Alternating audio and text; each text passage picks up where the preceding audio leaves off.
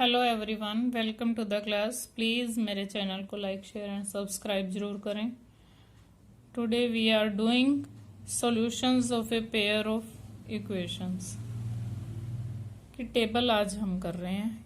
Table कैसे कर रहे हैं आज हम आपको ये बता रहे हैं। इसके कोफिशिएंट्स देख के A1 A2 B1 B2 C1 C2 देख के आप एल्जेब्रिक इंटरप्रिटेशन कैसे करते हो और ग्राफिकल रिप्रेजेंटेशन में क्या आएगा इसका।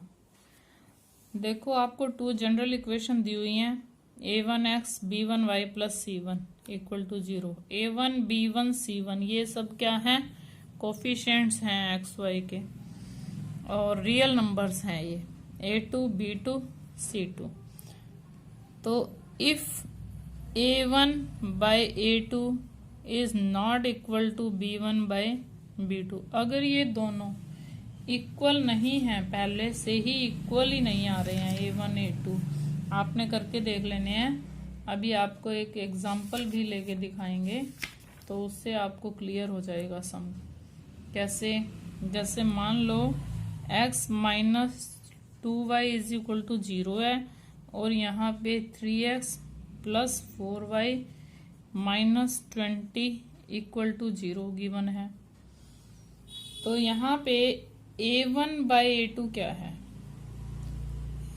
A1 किसका कोफिशिएंट है? x का 1 है। B1 A2 3 है। B1 बाई B2 क्या है? Minus 2 by 4। देखो, ये 1 बाई 2 आया, 1 बाई माइनस 2 आया। ये माइनस में है, ये नहीं है। Minus 1 by 2। क्या ये दोनों इक्वल हैं? A1 by A2 is not equal to B1 by B2। तो क्या होता है? एल्जेब्रिक में तो आ जाता है unique solution. Exactly one solution. Unique solution means one solution. Exactly one solution को ही यूनिक सॉल्यूशन बोलते हैं।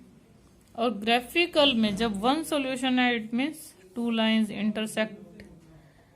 इंटरसेक्टिंग लाइंस आती हैं इसमें। किसी एक पॉइंट पे इंटरसेक्ट करेंगे, इंटरसेक्टिंग लाइंस, क्योंकि एक सॉल्यूशन है ना, तो एक पॉइंट पे इंटरसेक्ट करेंगी वो, ये सॉल्यूशन आ जाएगा। तो अगर नो सॉल्यूशन है तो इनकंसिस्टेंट होता है, अदरवाइज ये पेयर, इसको बोलते हैं कंसिस्टेंट पेयर। ठीक है। If A1 by A2 B1 by B2 के इक्वल है but not equal to C1 by C2 है तो नो सॉल्यूशन आता है। जब सॉल्यूशन ही नहीं है तो लाइंस भी कैसे जाएंगी? पैरेलल जाएंगी। सॉल्यूशन है ही नहीं ना, तो कहीं पे इंटरसेक्ट तो करेंगी नहीं, ये इनकंसिस्टेंट होता है।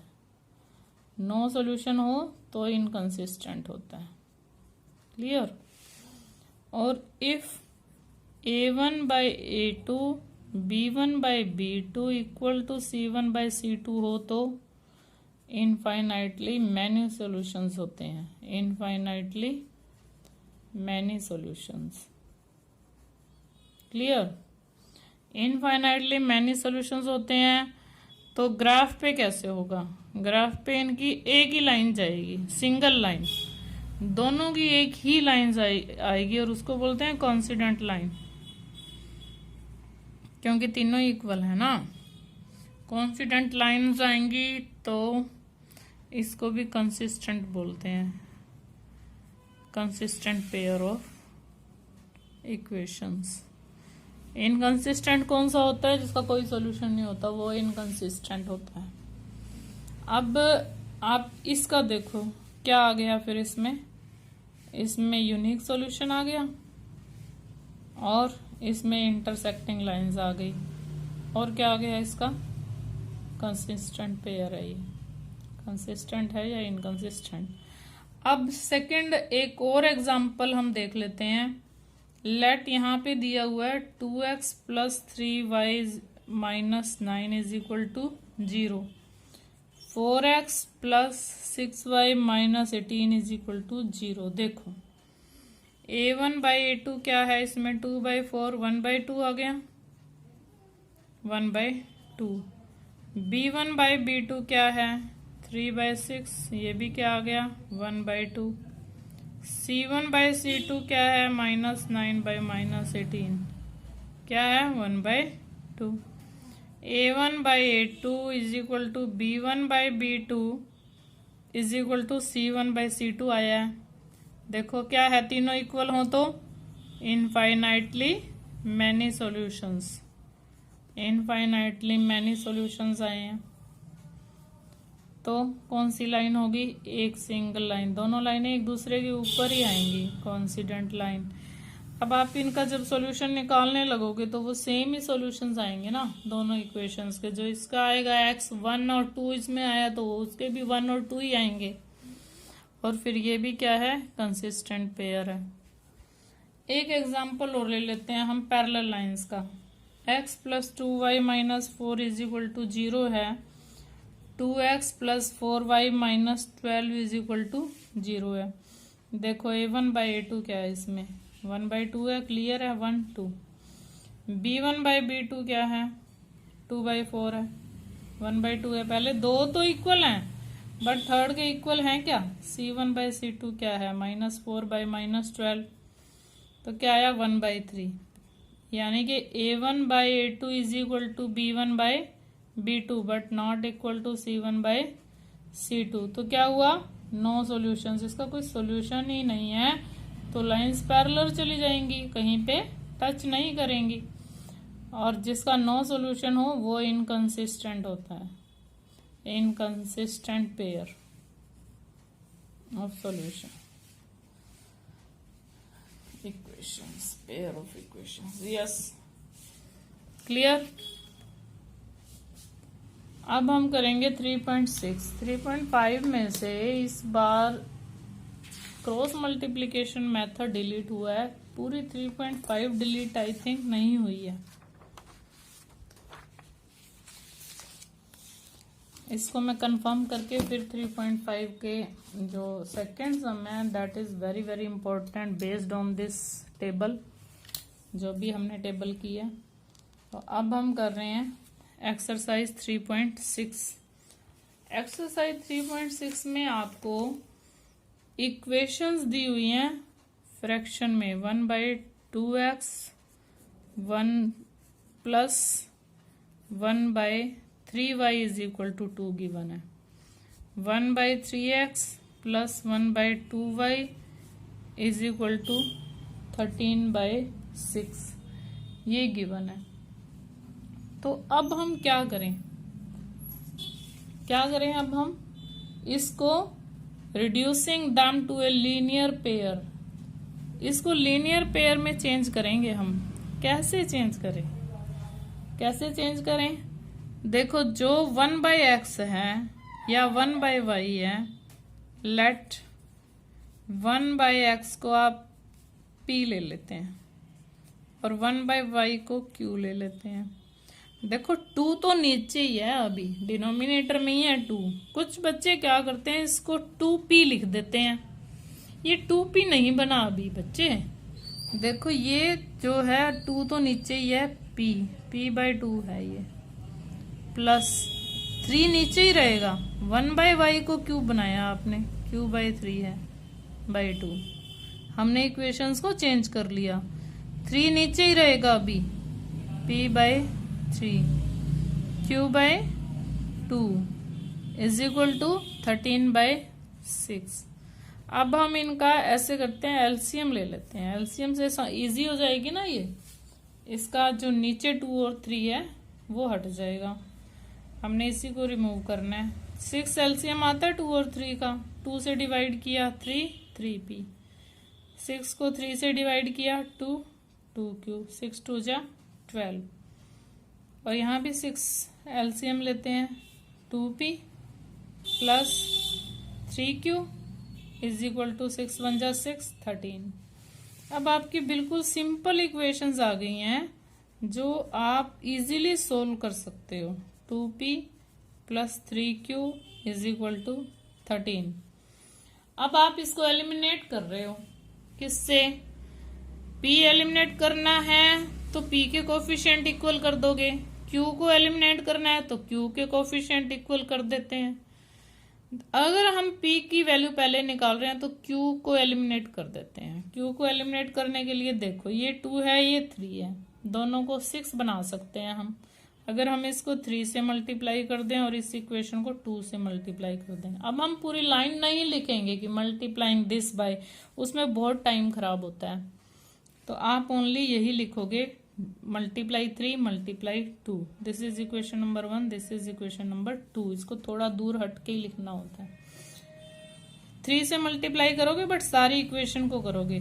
3 3 जा 9, 3 2 जा 6, 12 3 जा 36, 2 2 जा 4, 2 3 जा 6, 13 2 जा 26। अब देखो coefficient of Q R equal 6 6। Subtract किया आपने तो यहाँ सब्ट्रैक्ट लिखोगे, ऐड किया है तो आप यहाँ ऐड लिखोगे। 6q is cancelled with 6q।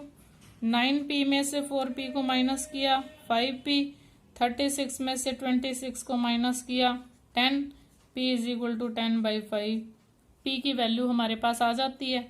अब इस इक्वेशन नंबर 1 में पुट करते हैं हम p की value. Putting value of p, putting value of p in 1 equation में हम वैल्यू पुट करते हैं तो क्या आ रहा है हमारे पास, देखो 3p plus 2q is equal to 12 है। p की वैल्यू 2 है, 3 2 जा 6। 6 को हम 12 में से माइनस करते हैं, उधर जाके कितना आता है 6। Then what is q, q is equal to 6/2 3। अब p हमारा क्या आ रहा है 2, q क्या आ रहा है 3, बट हमें देखो वैल्यू किसकी निकालनी है, एक्स वाई की निकालनी है, क्योंकि जो मेन इक्वेशंस हैं वहां तो एक्स वाई है। p क्या था फिर, p था 1/x, p 2 है, इट मीन्स 1/x2 है।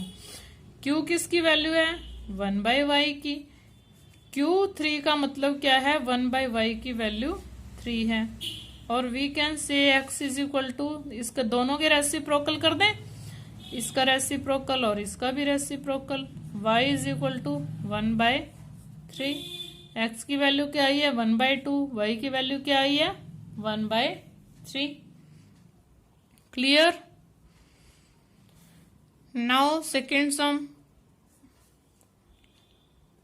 2/√x 3/√y is equal to 2। 4/√x plus नहीं है माइनस है, 9/√y is equal to -1। This is equation number 1, this is equation number 2।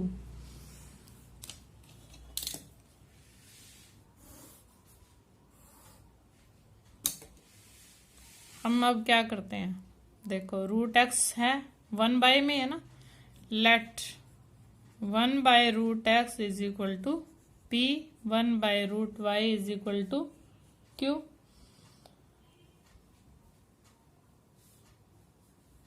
To p 1/x किस में चेंज हो गया p में।